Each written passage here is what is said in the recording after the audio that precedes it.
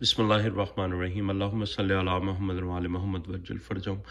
جو اہل بیت علیہ السلام کی فریاد کو سنے اور ان کی مصیبت کو دیکھے مگر انہیں جواب نہ دے، اس کی سزا۔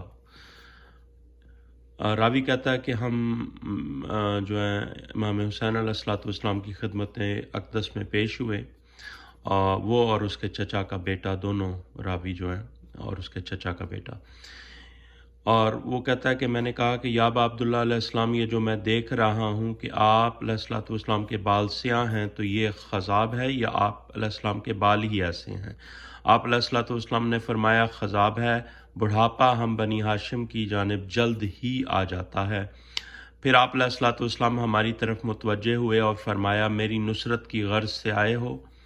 میں نے عرض کیا میں ایک بڑی عمر کا شخص ہوں، قرضہ بڑا ہے، عیال کثیر ہیں، میرے ہاتھ میں لوگوں کا سرمایہ ہے اور نہیں جانتا کہ اس کا کیا ہوگا، اور مجھے پسند نہیں کہ میری امانت ضائع ہو۔ یعنی وہ ہیلے بہانے کرنے لگ گیا۔ اور اسی طرح کی بات میرے چچا کے بیٹے یعنی راوی کے چچا کے بیٹے نے بھی امام علیہ السلام سے کی۔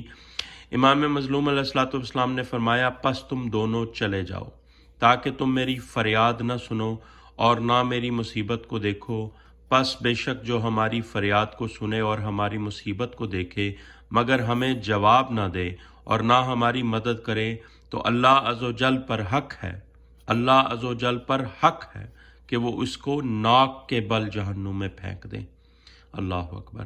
اب جو معصومین علیہ السلام کی فریاد سنی جس نے اور ان کی مدد نہ کی، وہ جہنم میں ناک کے بل پھینکا جائے گا۔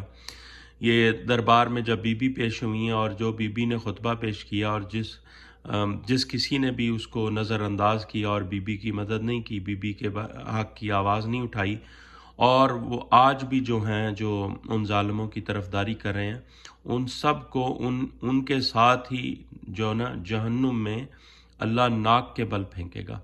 اللہم صلی علی محمد و علی محمد وجل فرجہم۔ عقاب الاعمال صفحہ 399، کتاب شیخ صدوق۔